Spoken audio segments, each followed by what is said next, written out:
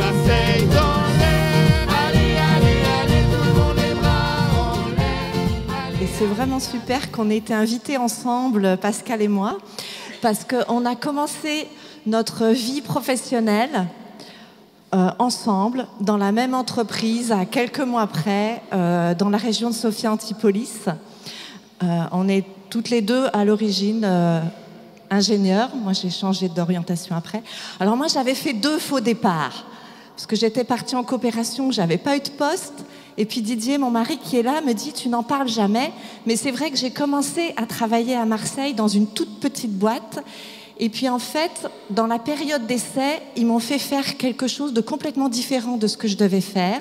Ils m'ont envoyé remplacer un technicien à Pont-de-Clé, dans la banlieue de Grenoble. Ce qui fait que j'étais jeune mariée, qu'on rentrait de coopération en Algérie, et que j'étais toute la semaine de 5h30 le matin du lundi jusqu'à 23h le dimanche soir à l'hôtel et à faire un travail qui n'était ce pourquoi je n'avais pas été embauchée. Donc j'ai profité de cette période d'essai pour partir et aller dans l'entreprise. Donc on a démarré ensemble avec Pascal. Et je me dis en fait, par rapport à ce que j'ai entendu hier, je crois que le Seigneur a rappelé cet événement à Didier quelque part pour dire que parfois les périodes d'essai, eh bien, c'est pas uniquement pour l'employeur, mais c'est aussi pour nous. Et qu'on n'est pas obligé de rester dans des effets de gel, dans des choses qui, au niveau de notre temps, du rythme, de ce qu'on a envie de vivre, ne nous correspondent pas. Voilà. Donc, mis à part cette petite parenthèse, on a démarré donc ensemble avec Pascal et on était toutes les 2 ingénieurs. Mais ce qui nous a aussi beaucoup rapprochés, peut-être le plus rapprochés, c'est qu'on a aussi été toutes les 2 des jeunes mamans en tant qu'ingénieurs, voilà, en même temps. Et qu'à Sophia Antipolis, la Technopole démarrait. Il y avait beaucoup de jeunes qui arrivaient et de jeunes mamans qui travaillaient. Et il n'y avait aucune structure. Donc, on a géré toutes les 2 une crèche parentale en même temps. On était respectivement présidente et trésorière de cette crèche. Et c'est ça qui nous a en fait le plus rapprochés. Et moi, à ce moment-là, j'ai commencé à aller au groupe de prière. Et j'ai découvert l'Esprit Saint. Et un de mes premiers souvenirs de demande de prière des frères, c'est parce qu'on devait aller toutes les 2 à la mairie. Alors, je n'en avais pas parlé parce que je ne parlais pas encore beaucoup de ma foi à cette époque-là. Donc, on s'est découvert après, ayant la foi toutes les 2. Et j'avais demandé la prière des frères pour cette rencontre à la mairie. Et on a été époustouflés parce qu'on a obtenu la subvention avec une facilité qui nous a complètement étonnés. Et donc cette crèche, aujourd'hui, elle existe toujours et c'est une très très chouette crèche. Voilà. Alors, moi, je travaille aujourd'hui en tant qu'ingénieur dans une unité de Thales et on fabrique des systèmes d'acoustique sous-marine. Alors, c'est un monde un peu étrange, un peu secret, l'acoustique sous-marine. En fait, on étudie les ondes sonores qui se propagent dans la mer en vue de détecter des gros objets. Bon, ces gros objets, en général, c'est des sous-marins. Donc, on travaille dans un monde qui est très, très silencieux, qui est très lent. Le son, ça se propage très lentement et il faut bien, bien écouter. Il faut vraiment être attentif à capter des signaux très faibles, mais qui vont être détectés dans la durée. Voilà, donc c'est ça mon métier. Ces sons, ça se propage aussi très très loin, parfois sur plusieurs centaines, voire pour certains, par exemple sur des mammifères marins, ça peut se propager à des milliers de kilomètres. Voilà, donc aujourd'hui mon rôle dans cette entreprise, c'est de diriger une équipe qui fait de la conception et du développement des systèmes qui vont après équiper des bateaux qui sont de type frégate ou sous-marin, et pour la marine nationale, puis pour les marines étrangères. Voilà, donc si on est ensemble ici aujourd'hui avec Bénédicte, c'est pour vous parler du temps, parce que vous l'avez bien compris qu'entre les différents engagements qu'on peut avoir au niveau professionnel, au niveau familial et au niveau associatif, notre vie de relation aussi, c'est pas toujours facile à gérer le temps et à vivre un équilibre entre ces différents moments de notre vie. Alors ça, je pense que vous en avez déjà tous fait l'expérience, hein.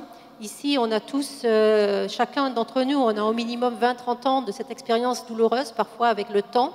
Dans cette salle, il y a peut-être 8000 ans d'expérience du temps. Donc, je pense que c'est plus un partage d'expérience qu'on vous propose aujourd'hui hein, et que, pour essayer aussi de voir comment le Seigneur est avec nous dans cette difficulté à vivre le temps et à le vivre de façon beaucoup plus paisible. Parce que bien sûr, souvent la machine, elle s'emballe. On a trop à faire. Je pense que si on questionne ici toutes les personnes qui ont œuvré pour ce forum, ben, on est souvent dans des périodes où on ne s'en sort pas, quoi. On a trop à faire. Alors, ou alors on peut faire l'expérience qu'on n'est jamais au bon endroit. Par exemple, on peut être au travail le soir, puis se dire oh là là, il faut que je rentre.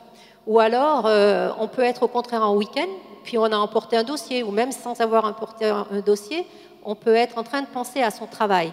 Bref, on a souvent l'impression qu'on n'est pas là où il faut, qu'on est un peu à contre-temps, et ce n'est pas très satisfaisant.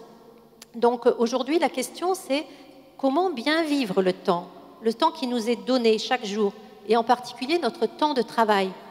Et puis aussi, c'est une question, est-ce qu'il y a une façon chrétienne de tirer parti du temps présent? Parce que ça, c'est une invitation de Saint Paul. Dans la Bible, on trouve des indications sur la façon de bien vivre le temps. Et on peut aussi avoir la confiance, on l'a entendu hier dans les témoignages, que le Seigneur va travailler avec nous et qu'il va nous guider dans cette façon de bien vivre le temps, parce que le Seigneur est là. Alors, si on se pose cette question de comment bien vivre le temps, évidemment, il n'y a pas de réponse unique, toute faite, taille unique, quoi, hein. On se rend bien compte à travers les différentes expériences qu'on pourrait partager que chacun a un petit peu sa stratégie, sa façon d'appréhender le temps, voire la valeur qu'il va accorder au temps ne va pas être la même. Alors Bénédicte, elle m'a passé une petite histoire avant le forum, je vous la partage. C'est l'histoire d'un manager, d'un chef d'équipe qui parle avec son collègue, son collaborateur, qui est systématiquement en retard depuis plusieurs semaines. Alors il lui dit « Cédric, cela fait la 4e fois que tu arrives en retard cette semaine. Que dois-je en conclure ?» Et Cédric lui répond « Mais qu'on est jeudi, chef. » Voilà. Bon, ils n'avaient pas tout à fait la même valeur accrochée au temps, à la durée et au temps travaillé. Alors, aujourd'hui, on peut aussi avoir l'impression que cette question, elle est un petit peu, je sais pas, inutile, futile, hein, parce que le temps, c'est aussi une donnée qu'on peut vivre aussi comme une fatalité. Le temps, il passe, voilà. Peut-être qu'il vaut mieux pas trop y penser, d'ailleurs, pas trop regarder en arrière. On peut aussi le vivre facilement au milieu professionnel comme une contrainte, une limite. En général, il faut finir à l'heure. Il faut avoir fini son projet à l'heure. Aujourd'hui, dans les entreprises, on vit un temps où la contrainte de produire plus vite est de plus en plus importante. Je vous parlais des systèmes qu'on produit. Il y a encore quelques années, c'était impensable de produire un système en 12 mois. On avait au minimum 3 ans, 4 ans pour concevoir un système. Aujourd'hui, les clients nous demandent de réaliser cela, d'avoir l'équipement sur leur bateau en 12 mois.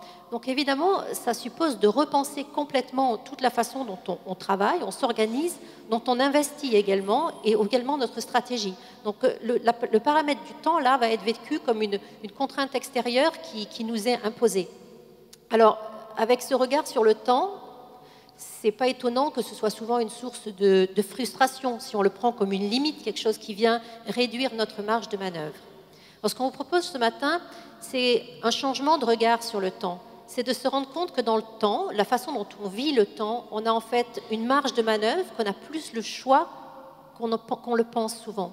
Et que si on en prend conscience, on va pouvoir gagner en liberté. Alors, on n'a pas toujours le choix des événements. Alors ça, c'est clair, en milieu professionnel, ça nous arrive régulièrement. On perd un contrat, on y comptait vraiment pour la charge de travail dans les mois qui viennent. Le client a choisi un autre fournisseur. Ou alors, on n'obtient pas du tout le poste dont on a rêvé depuis longtemps. Hein. Bon, ces événements, ils nous sont imposés, on n'a pas toujours le choix. Mais on a toujours le choix de la façon de les vivre. Hein, de la façon, et c'est là où notre liberté peut s'exprimer, dans la façon où on va pouvoir grandir à travers les événements, même les événements un peu difficiles. Alors ce matin, pendant la relecture, quelqu'un a cité cette phrase « Ce sont nos choix qui montrent qui nous sommes ». Je crois que c'était ça, hein, la phrase de Harry Potter. Donc je pense que c'est très vrai dans les choix que l'on fait dans son attitude par rapport au temps. Hein, ça va montrer qui nous sommes vraiment. Et le temps alors va devenir plus un allié, un espace pour grandir. À chaque instant, j'ai le choix de ce que je veux faire et j'ai le choix aussi de la façon dont je veux être. Et progressivement, comme ça, tous les talents que le Seigneur a déposés en moi vont pouvoir se développer, grandir. Si on se place dans cette perspective de croissance, si ce que l'on fait, on choisit de le faire, alors grâce au temps, ce que Dieu a semé en nous va pouvoir se développer, va pouvoir germer. Il y a des paraboles comme ça dans l'Évangile. Bien sûr, ça suppose, pour avoir cette attitude, de prendre du temps avec Dieu. Le pasteur qui est intervenu hier soir a beaucoup insisté là-dessus, de prier pour écouter. En fait, on ne doit jamais être trop occupé pour ne pas prier. Et même c'est l'inverse. Au plus on est occupé, au plus on doit prier. Alors moi je le sens vraiment dans mon travail quand justement j'ai l'impression que ça s'emballe et que j'arrive plus à avoir mes priorités. Les temps de prière le matin, c'est vraiment c'est comme un tamis. Les choses petit à petit se posent et les choses importantes émergent. Dans la paroisse, on a la chance le matin d'avoir un office. Et quand je peux y aller, alors en fonction des déplacements, c'est pas toujours facile, mais j'essaie d'y aller. Et vraiment, les journées qui ont été posées dans la prière, c'est pas les mêmes journées. Elles ont une couleur, elles ont une saveur différente. Je me sens plus en sécurité aussi dans ces journées-là. Voilà, donc je pense vraiment que si on répond à l'appel de vivre à l'écoute de Dieu, la vie dans les toutes petites choses, les petites choses du quotidien, même le sourire qu'on va être capable de donner à ses collègues, ça va prendre tout son sens. On va vraiment trouver notre voie dans cette façon d'être.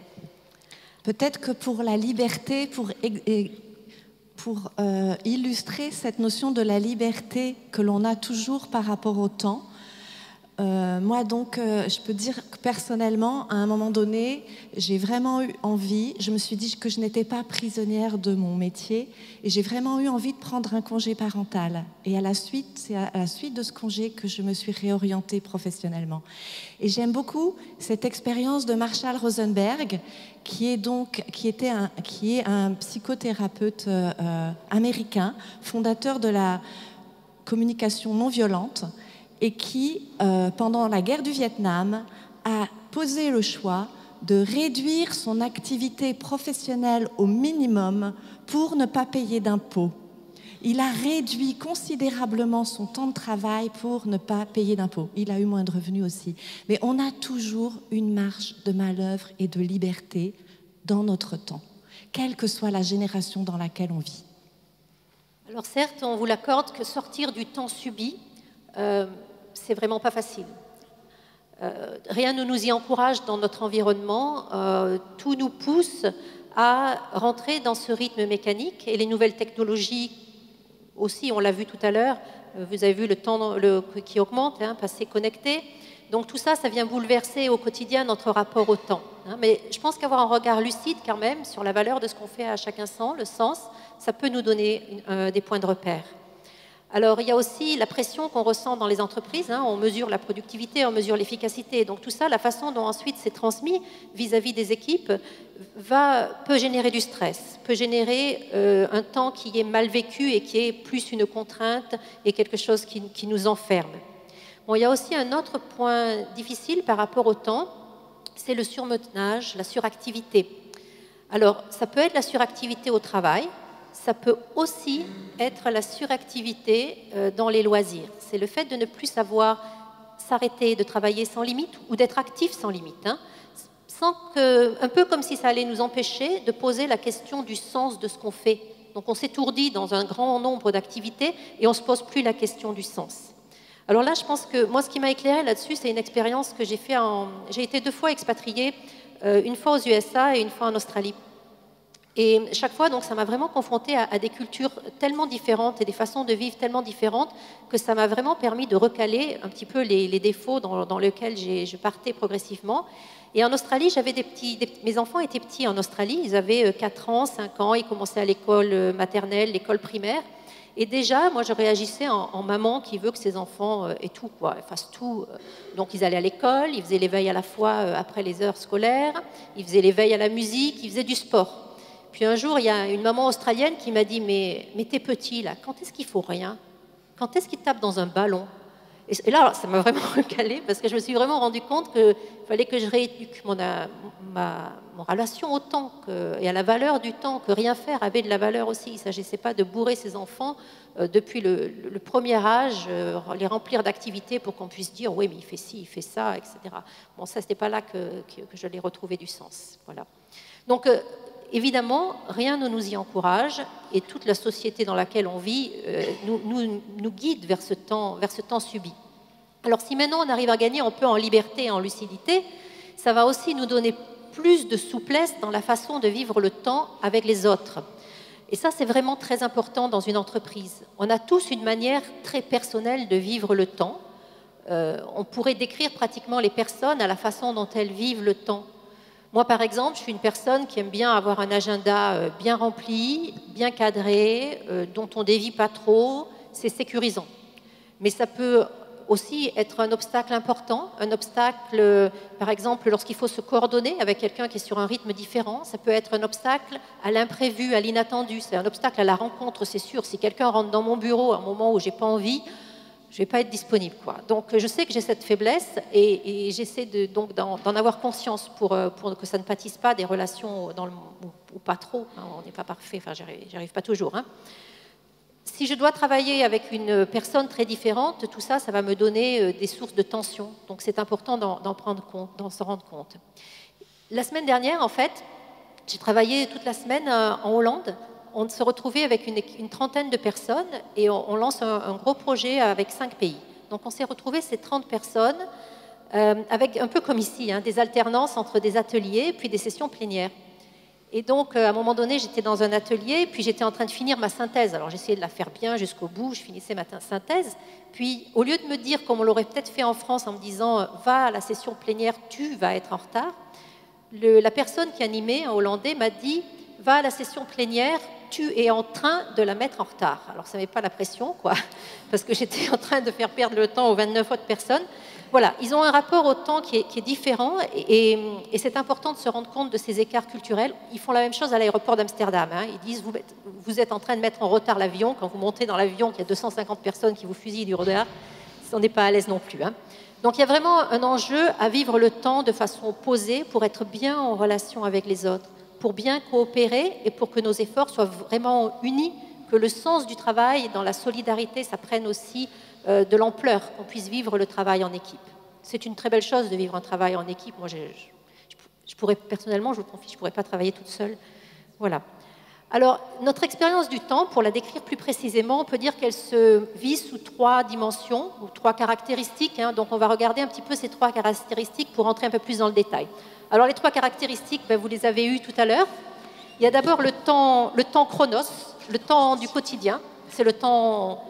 Pas tout à fait le temps physique de la montre, hein, mais c'est le temps de quotidien, celui dont on dit qu'il nous dévore, qu'on a trop à faire, qu'on a à gérer tous les jours. Il y a le temps kéros. Voilà. Alors le temps kéros, c'est le temps du surfeur. Il y a eu cette question-là tout à l'heure. C'est le temps où il faut saisir le bon moment. C'est le temps où le surfeur, il va être sur la vague, puis floup.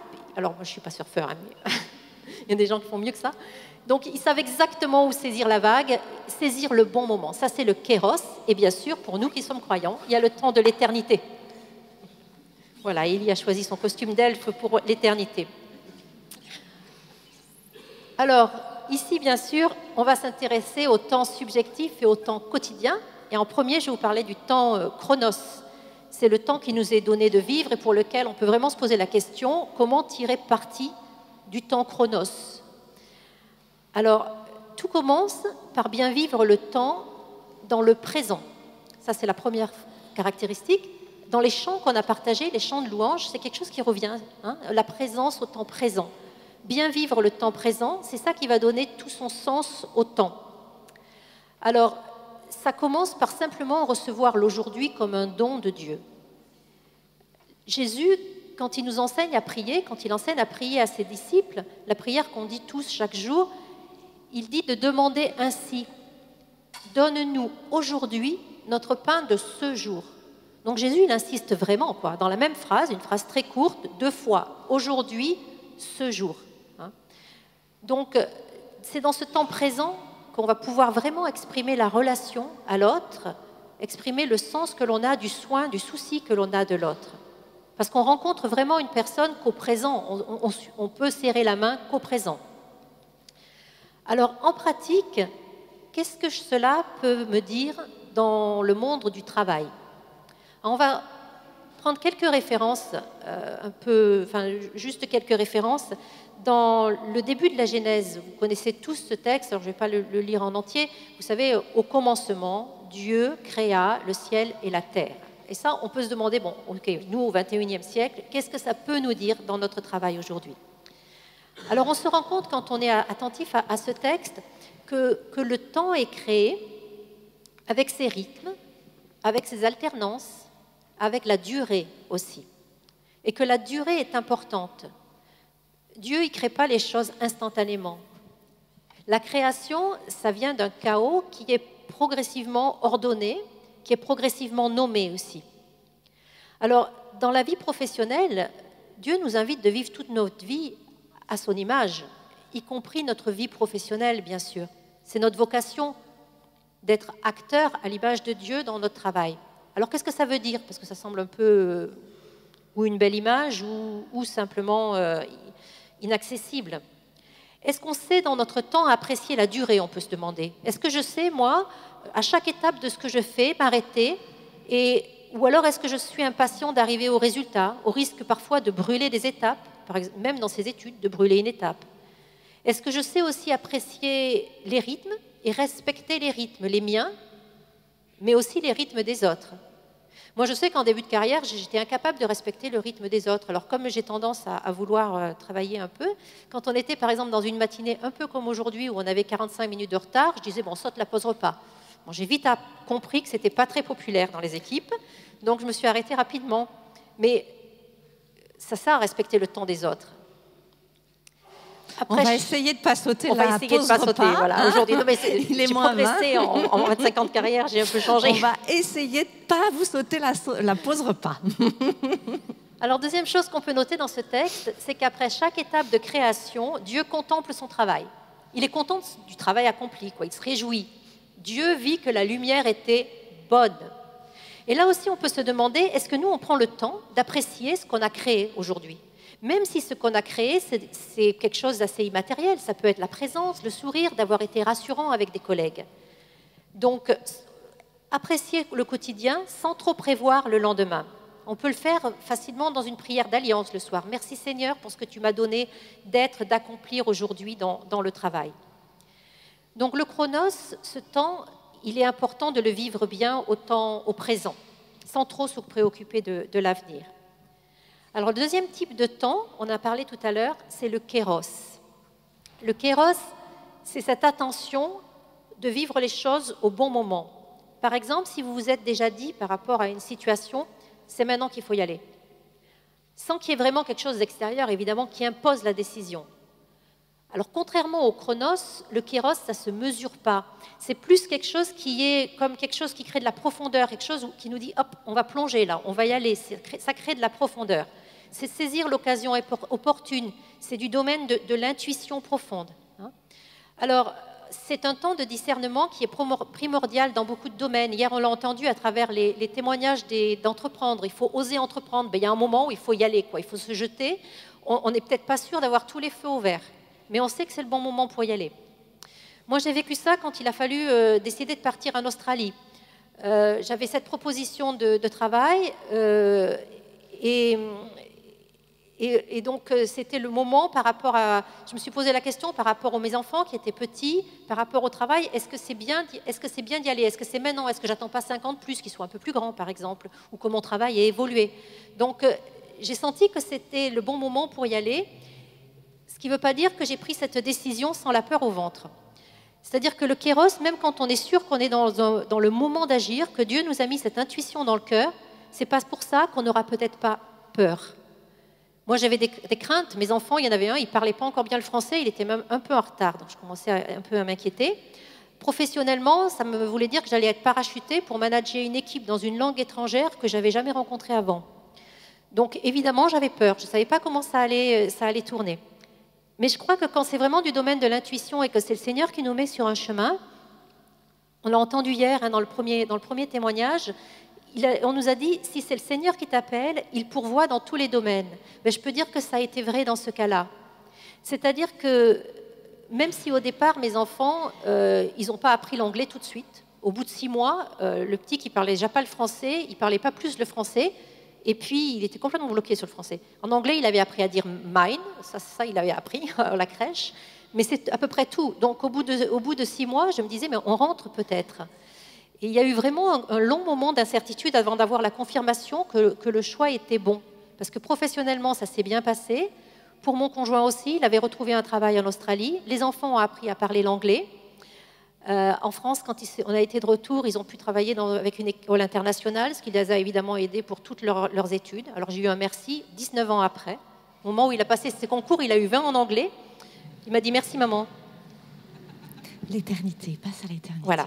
Donc c'est vraiment important de savoir discerner le temps du Kairos. Alors au niveau du temps, il y a aussi ce temps quand on prend conscience que c'est le don de Dieu pour notre accomplissement, parce qu'on a quelque chose à faire et surtout quelque chose à devenir, que c'est un temps pour faire, pour être avec Dieu, pour faire ce que Dieu nous appelle à faire. À ce moment-là, c'est un temps qui devient un petit bout d'éternité. Chaque temps que l'on vit ainsi devient un petit bout d'éternité. Et pour moi, c'est vraiment ça le sens de tirer parti du temps présent, de racheter le temps. Alors, bien sûr, cette tâche, ça peut nous paraître un peu démesuré. Et je crois que là, il ne faut vraiment pas oublier, il faut avoir confiance que ce n'est pas au-delà de nos forces, parce que le Christ nous a donné l'Esprit Saint comme défenseur, et qu'on peut avoir vraiment confiance, un n'aie pas peur et confiance, on l'a entendu aussi dans les relectures de ce matin, et confiance. Le temps, c'est un don qui va vraiment de pair avec le don de la vie. C'est un temps qui est donné pour accomplir, pour porter du fruit, pour que ce fruit demeure. Et pour notre travail, ce que ça veut dire, c'est que c'est notre vocation, le travail, notre vocation de vivre un temps choisi, avec la joie de contribuer au monde et de créer des ressources, de transformation, du service qui seront les biens nécessaires pour le monde et pour les hommes. Donc, vous avez reçu une petite feuille, je pense, où elle a été distribuée. Ah, c'est maintenant. Voilà. Donc, en fait, on va vous distribuer une petite feuille pour relire, en fait, une expérience que vous avez déjà faite. Donc, une expérience avec le temps et avec ces différentes dimensions du temps que sont le chronos, le kairos, le moment favorable pour faire quelque chose, et puis la dimension de l'éternité. C'est-à-dire qu'en fait, quand le Seigneur, quand on a remis toute la dimension de sa vie dans son intégralité au Seigneur, eh bien, on ne manque jamais de temps. Si on manque de temps, c'est qu'on fait des choses que le Seigneur ne nous a pas demandé de faire. Et là, il faut vraiment se mettre devant lui et lui dire « Seigneur, je t'ai donné toute ma vie. Là, je suis dans des tensions énormes. J'ai le sentiment de faire trop de choses. Montre-moi ce que tu me demandes et montre-moi ce que tu ne me demandes pas, ce que moi-même je m'impose, parce que j'ai envie d'être une femme parfaite, d'avoir une super carrière, d'être une mère de famille excellente et en même temps d'avoir des engagements dans la société, dans l'Église. Voilà, je veux tout faire. Donc Seigneur, viens simplifier ma vie et montre-moi ce que tu me demandes. Parce que quand c'est le Seigneur qui me le demande, eh bien, de même qu'il a créé le ciel et la terre, il crée le temps pour accomplir quelque chose. Il crée en même temps le temps quand c'est ce qu'il nous demande de vivre dans notre génération. Donc, on va vous donner ce petit temps. Juste, je vais vous donner un tout petit exemple concret qui m'est arrivé à l'automne dernier. J'allais à une université d'automne de formateurs. On avait demandé aux formateurs leur contribution pour contribuer à des apports dans l'université. Et j'aurais bien aimé faire un apport, mais concrètement, je n'avais eu absolument pas le temps. Et en fait, il y a eu une divergence entre des Français et des Belges qui s'est exprimée. Et en fait, j'ai senti que le Seigneur me poussait à aller voir le responsable de cette université et à lui dire, voilà, il y a un problème, il faut qu'on le résolve. Et au début, il me disait, on n'a pas le temps, on n'a pas le temps, on n'a pas le temps. Et je lui dis, si personne ne pourra rien écouter si on ne commence pas par résoudre ce conflit. Et donc, il m'a dit, combien de temps il te faut? J'ai dit 20 minutes. C'était le max qu'il pouvait me donner. Et en fait, on a écouté les divergences de chacun. Et j'avais une montre juste en face. Donc c'était bien. Tous les vécus difficiles s'étaient exprimés. Tout le monde avait pu dire ce qu'il avait sur le cœur. Sauf qu'il me restait 3 minutes. Et on n'avait pas de solution. Je me disais, mais comment je vais m'en sortir? Pourquoi j'ai... Et là, j'ai crié, viens Esprit Saint, viens Esprit Saint, viens Esprit Saint. Et là, dans l'assemblée, la trésorière belge a dit, mais en fait, on ferme une unité en Belgique. Il y a de l'argent sur le compte parce que le conflit venait d'une question d'argent. Et donc, on peut mettre cet argent. Et en fait, le conflit a été résolu. J'ai regardé la montre, il y avait pile 20 minutes. Et en fait, c'était ce que le Seigneur attendait de moi. C'était que j'ose dire, on ne peut pas continuer, il faut... Voilà. Donc, ce tout petit exemple pour dire, voilà, on a sans doute chacun dans nos 20 fois 400, c'est-à-dire 8000 ans à nous tous d'expérience du temps, une expérience de cet ordre-là. Et c'est l'exercice qu'on vous propose de faire. Vous prenez une action, un projet que vous pensiez que vous n'auriez pas le temps de faire. Et puis vous regardez, en fait, comment ça s'est passé et que vous avez réussi. Et comment, quelque part, quelque chose est advenu, à la fois d'une prise de décision au beau moment, au kairos, et puis à la fois quelque chose qui vous a dépassé, qui venait de l'éternité, qui était donné par le Seigneur parce qu'en fait, vous aviez à faire ça. Et vous l'avez réussi. Donc, on vous donne 6 minutes de temps personnel pour répondre à cette question. C'est parti. Chacun, nous avons un battement de cœur qui nous est propre. Chacun, nous avons une relation au temps. Certains sont des ultra rapides, d'autres prennent leur temps. Et c'est bon. Et c'est bon d'être lent. Et c'est bon d'être rapide. Tout est bon. Mais chacun de nous, nous sommes uniques. Nous sommes créés par Dieu. Et quand Dieu nous donne quelque chose à faire, il crée en même temps le temps pour que nous l'accomplissions. Alors, on peut prendre cette parole, en fait, dans l'évangile de Jean, de Jésus qui dit, Jésus n'a eu que 33 ans pour accomplir ce qu'il avait à vivre. Je t'ai glorifié sur la terre.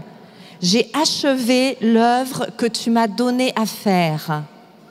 Donc en Jean, au chapitre 17, verset 4, je t'ai glorifié sur la terre. J'ai achevé l'œuvre que tu m'as donné à faire. Donc une question qu'on peut se poser, c'est pourquoi au fond est-ce que je veux faire cela ? Est-ce que j'ai vraiment reçu par Dieu cette tâche à faire? Et puis, comment apprendre à travailler d'une nouvelle manière? Comment être à l'écoute de l'Esprit Saint pour percevoir comment Dieu crée maintenant à travers moi et quelles intuitions il me donne? Et l'Esprit Saint va me donner le discernement parce que, comme le disait Pascal, eh bien, on est parfois contraint. Souvent même. Mais en fait, on a à discerner par rapport à mon rythme, par rapport à ce que je suis. Est-ce que, j'accepte le rythme qui m'est imposé pour un temps? Et à ce moment-là, l'Esprit Saint va me donner des ressources inépuisables. Si je me connecte au Seigneur, le ciel est plein de ressources inépuisables. Quand on jette son filet sur la parole du Seigneur, on a des ressources inépuisables. On trouve des poissons en masse. Eh bien, si c'est le Seigneur qui me demande de faire quelque chose, il va créer le temps à sa manière. C'est l'éternité qui va émerger dans le présent pour que ce que j'ai à faire advienne. Mais aussi, il y a des moments où on a à demander aux autres ou à se dire à soi-même que c'est le moment d'être dans son propre tempo à soi. Et c'est être un bon compagnon avec soi-même. Et c'est aussi très important. Donc, la dernière question de l'exercice, à quel moment j'ai été le plus heureux, je me suis le plus amusée? Eh bien, c'est parce que ça fait partie du critère pour savoir si je suis dans mon bon rythme, si je suis dans mon bon tempo, si je suis vraiment moi-même, si je suis connectée à moi-même et du coup au Seigneur. parce que c'est la connexion avec le Seigneur qui va faire que je serai davantage moi-même.